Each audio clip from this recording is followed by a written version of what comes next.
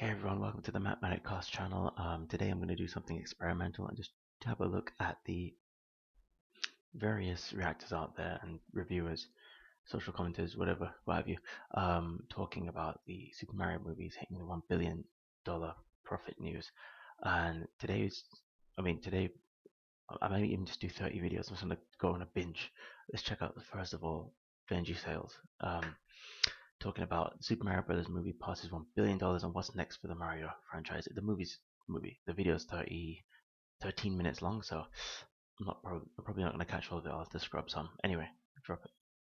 Hello, everyone. Benji-Sales here, and it has done it. The Super Mario movie has passed $1 billion at the global box office. An absolutely incredible result for both Nintendo and Illumination. I was telling you guys after I saw that opening weekend that $1 billion was a lock. There was a few people that were still doubting, even after that colossal opening weekend worldwide. But I could see very clearly there's no way, with that box office opening being so big, as well as that A cinema score, an incredible audience Rotten Tomatoes score that was coming in, $1 billion was a lock, and it is now officially done it. Alright, now listen, people. If you want more from Benji, so far he's very celebratory. Of course, I haven't really heard much of his critical take on the matter to uh, to consider him as somebody I'd like to follow. But let me know if you think this dude is somebody we should you know discuss more often and whose views we should share more often. But uh, yeah, man. But that being said, I wonder if inflation has a part to play with movies hitting $1 billion so frequently these years. You got Maverick, you got Avatar 2, you got this one and another one that uh, just slipped my mind. But that being said, there's the authentic groundswell going on behind these movies, and in the with movies such as these that aren't, I'm sure, I imagine he's going to get into it. People like Yellowfish Flash will cover it. Movies like these not being particularly unusual from the traditional ways that movies are presented, such as what you find today in like Thor: God of Thunder with those um, ho- um, I don't want to say anything sexual here, but homosexual rock men. Anyway, it's playing a role in the movie. Why not? But at the end of the day, the movie is just as a good old fashioned leaving topics of uh, such romance, if you will, such adult themes, if you will, being left off the table just be a good old fashioned family movie that you can appreciate. I think this is what Mario's won its audience by. Let me know what you think. And it ain't stopping anytime soon, guys. The drops for this thing are absolutely incredible. So there's a couple things we're going to talk about today. I got a few slides to show you to break down some of the numbers that we're seeing on the Mario movie. And then I'm also going to ask the question, what is next for Nintendo? Because there's no way that you have this sort of financial success and you just stop there. Amen. Let's check it out, man. But like I said, I haven't got all the time in the world. I'm going to check out at least 30 videos today. Right. We've also had Miyamoto already confirm that Nintendo's going to plan on doing some more movies. Should some of them maybe even be live action? Well, we'll talk about it, guys. We'll talk about it here. So, a couple things. Live action. I don't know, man. Uh, these days, I mean, in all fairness, yes, you got the audience that love traditionalism that is coming to the foray. But judging by how the live action Super Mario movie did, I don't know, man. I tell you this, like I said when I was interviewing Dan, the Sonic movie, being a mix of live action and CGI, is an interesting take. It gives you a sense that these characters are a bit more real. But that's the Sonic brand, that's the Sega brand, that's what Sonic is about. Feeling real, even though, for goodness sake, what you call that a hedgehog? Anyway, but when it comes to Mario here, the fact that they've got the whole world in some sort of Despicable Me 3D Wonderland, sky's the limit when you do this. You can switch the voice actors this way and you don't have to worry. Let's see what the second Sonic, if there's going to be a third Sonic movie, without the headliner of who was Dr. Robotnik.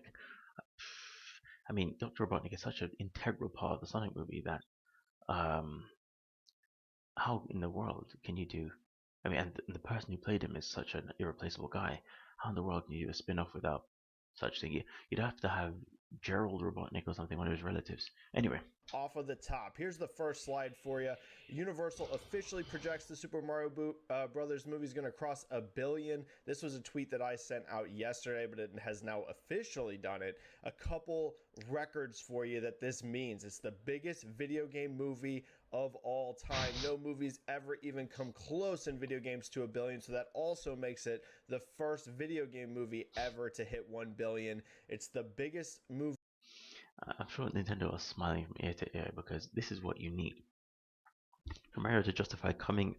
If Nintendo to justify coming back into the film arena to do something in-house, it's got to break records. This is what Nintendo does every single console they do. They either break records in a good way or in a bad way.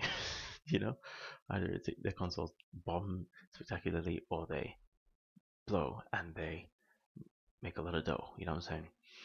And then for Mario to do it this way, this is this officiates Nintendo's entrance in the movie arena because of the level of reception. When they've got a hit, they know that this is the next thing. And now, I mean, now they've got IPs. I mean, Nintendo already. Remember when before the Switch came out, and people were saying, "Oh my gosh, Nintendo's they're gonna lose it. They can't." Even but before we knew it was the Switch, we knew that I think PlayStation was bringing out a new console. Nintendo was still stuck on the Wii U. People thought it was a failure. What else you got there? No, Xbox. I was working at Microsoft at the time on Xbox, and people were saying, Nintendo, they should just forget the console war. They should just go like Sega and just focus on IPs. But boy, were they wrong. And it looks like it's according to Obi-Wan which I'll react to later, that sort of a Switch 2 is on the way. Yeah, man. All the while, I'm gonna tell you, if the next Mario game looks like the movie right here, uh, Nintendo have got something big in the works for IPs and hardware sales. I mean, just for fandom alone, and this is something that you can't throw money at and generate. This has to be homegrown and from the heart. Case in point, consider what's the other one called? My mind's gone blank. Sorry, people. The Stadia from Google. Of all companies in the world that should be able to pull off a game console, Google should, right? I mean, for goodness sake, they are rich. But no, not even Google. And I tell you, even the Xbox, as successful as it was, is it's hardcore in the West. I mean, it's mainly latching on in the West. It was latched on at least. I haven't really checked out the Xbox in a while, to be honest. But in Nintendo, in Japan, you ain't touch. A lot of people don't know what the Xbox is. I tell you right now. They practically don't sell it in stores. Kids don't say what's the Xbox. It just doesn't have that soul, baby. You know what I'm saying? You gotta have it's gotta be the Switch or the PlayStation. Anyway, bloody hell, let's keep it up. Oh, sorry. Of 2023 to date. That's right, not just animated. It's the biggest of any film that has come out so far in 2023. And who knows, with the way this thing's going, it may end up being the biggest of any movie for the entire year. We'll just have to see how some of the other movies this year perform, but it wouldn't shock me to see that come in. It's also the biggest animated movie since 2019. So no movie post-pandemic that's animated has hit $1 billion.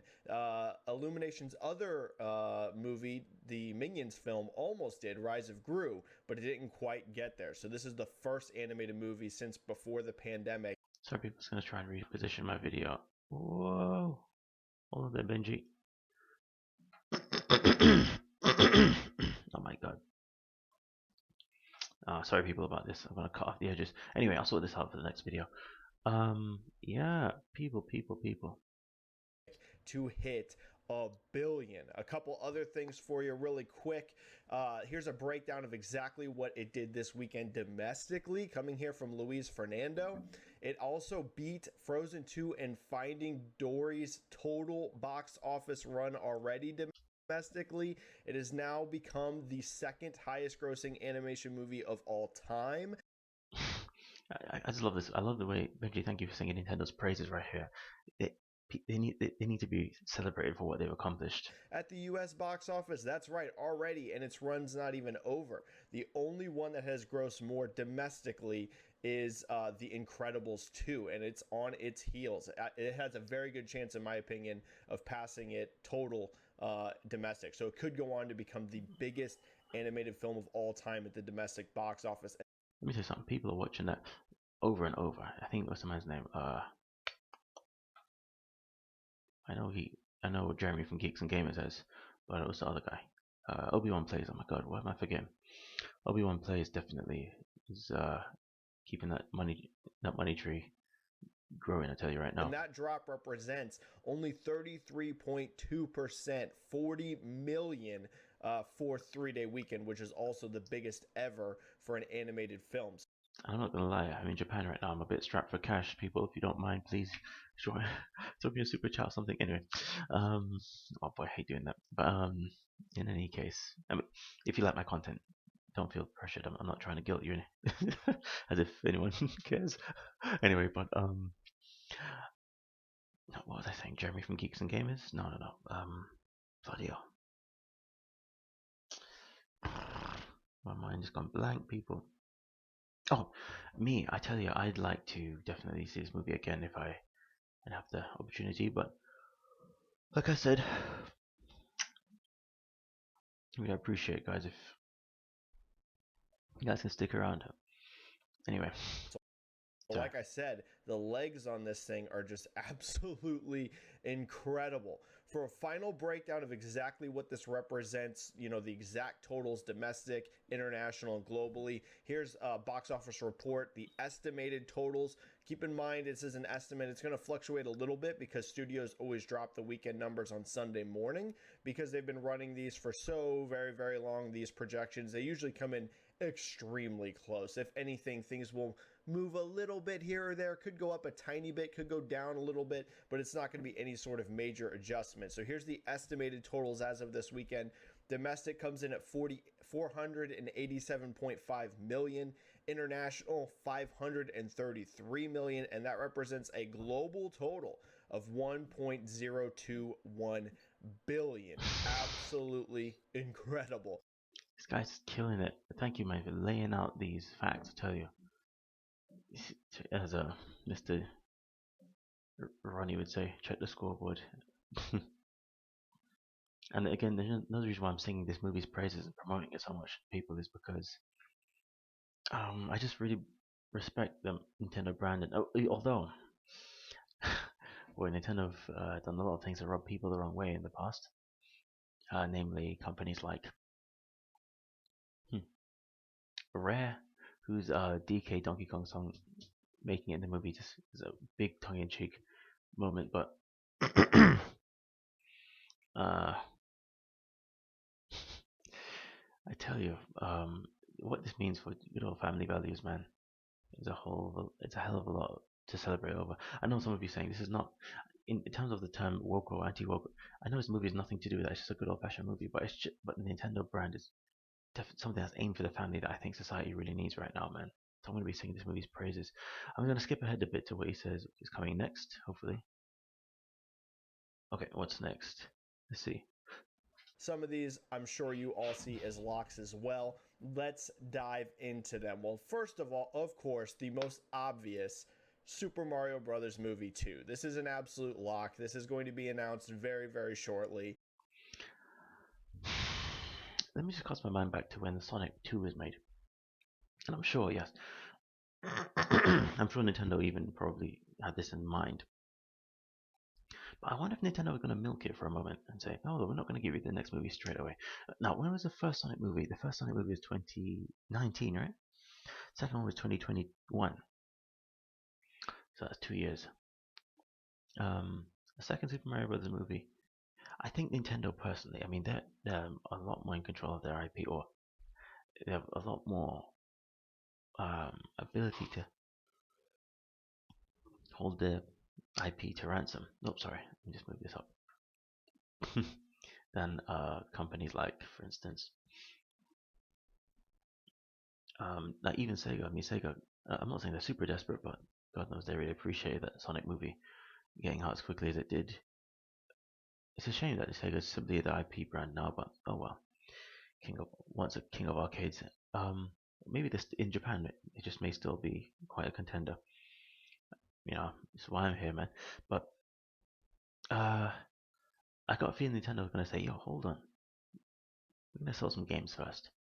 We need to build up to this. If we just give the people, if we just throw another Mario movie out there and say, hey audience, stop what you're doing right now and support our brand with your money," I got a feeling that'll backfire. So I got a feeling that they're gonna take their time. There's 0% chance this does not happen. Absolutely zero. Of course, they're going to get the cast to return. Clearly, Yoshi, I think, is going to come be a big part of the second movie. It's just a lock. This is one we don't even really need to theorize about. We don't really need to be like, is it a 50-50 chance? It's a lock. Super Mario Brothers Movie 2. Expect that announcement sometime soon. Clearly, this thing is not going to have a trailer or anything for quite a while. It's not going to come out for years. But Okay, years, you said. Fair enough. I'm gonna skip ahead to the last thing. Donkey Kong Country. Kongs, they've already done so much work, so much animation work, so much getting the designs down. Donkey and Diddy going on an adventure together. I mean, what's to not like here? This is also another one that Illumination could do. So, because some of these other movies I have ideas for. I think the smartest thing Nintendo could do is actually do a different IP. Let people miss Mario for a moment. It's a bit like certain politicians, taking the time to come back to people's consciousness, if you will. Love them or him. So you know, with all the big, with the many IPs that they have, Nintendo, I think they're spoiled for choice. They can say, okay, let's do a Donkey Kong movie right now, or hey, let's do a Netflix series. I don't know about Netflix series, but if they did do one, I'm sure it would blow. Boy, I just want to. I've missed my nephews and nieces in England, man. I just want to talk to them about games. See how it's going. Anyway, then you got Star Fox and Metroid, as they say. But I wouldn't go hard into the top selling IPs straight away. It may be smart to do something like.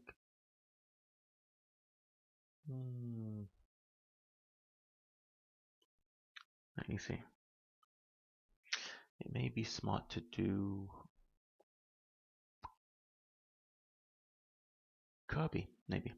As like a kids movie because it's got depth to it. Kirby. Anyway, let's keep going. See what else you got here, mate. How can I forget Zelda? Illumination, a Zelda movie, because they. I don't know, Zelda. I mean, Zelda now has already got a voice. I got a feeling now, just looking at this, that they were giving Zelda a voice in Tears of the Kingdom and so on, which is coming up, and the Breath of the Wild. Some people say, I think the Guru Larry's associate there said it sounds like Stinky Morning Breath, but anyway, that's a whatever silly joke. I think giving Zelda Link a voice and people in the Zelda universe a voice now was foreshadowing what they were hoping to do achieve through this Mario movie thing. This Mario movie success, I got a feeling it was not just a fluke. This was Nintendo planned like hell to make sure this thing rocked at the box office, or I got a feeling they wouldn't have tried. They did it now, and they got what they came for, but they got even more success than they hoped for. 800 million would have been lovely, but a billion plus, that's something crazy. And now they've gotten that, they're saying, all right, and now Link's got a voice. We got to choose the right voice actor to represent Link, but by the time you do that, would you kill the character when it comes to the gaming? Like, Shigeru himself, I think he said he wanted Link, or not Shigeru, one of the people who designed Link, said he wanted Link not to have a voice. I think it was Shigeru, because it represents you, the player. And that's what's great about JRPGs. I understand Gamer Dan says Japanese tend not to like that term, but hey, it is what it is. JRPGs are much more story focused. That is, you are the character you see in a JRPG, as opposed to in Western RPGs, you are you, and you're in his universe is skinned as a certain character, but you get to do all sorts of ridiculous, deplorable actions, behavior, in the name of you're in a gaming world, so which is just because there's no soul, not much soul in the West. They just think of it as a simulation of the real world, so they have at it and wreak havoc. But in the West, this is why some people, in my opinion, the West didn't get Shenmue, because Shenmue was, I could like to call it Shenmue, but anyway, is a story. It's not just about, oh, I finished the day at work, why should I go home and play Shenmue, you know, and go and work in the game? Because you're not going to work. Rio is going to work. You are being Rio for a moment. It's just like watching a movie with method bloody acting. Don't you get it? Anyway, people, sorry for just not even listening to what you said about Zelda. Illumination, a Zelda movie, because they have a very humorous style, a very almost slapstick style. They're not exactly known for the deepest plots, and I think That's true. I mean, Pixar would handle Zelda better if anyone did Zelda and it preserve its integrity.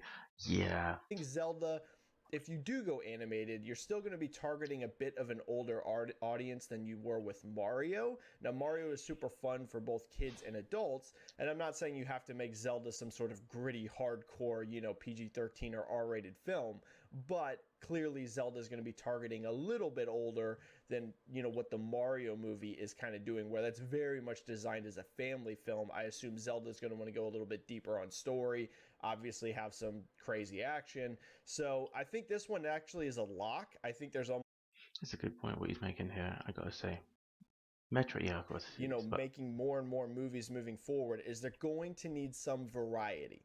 I don't think you can just make infinite animated movies that all are using Mario characters just over and over and over again for years and years. They're going to have to kind of diversify.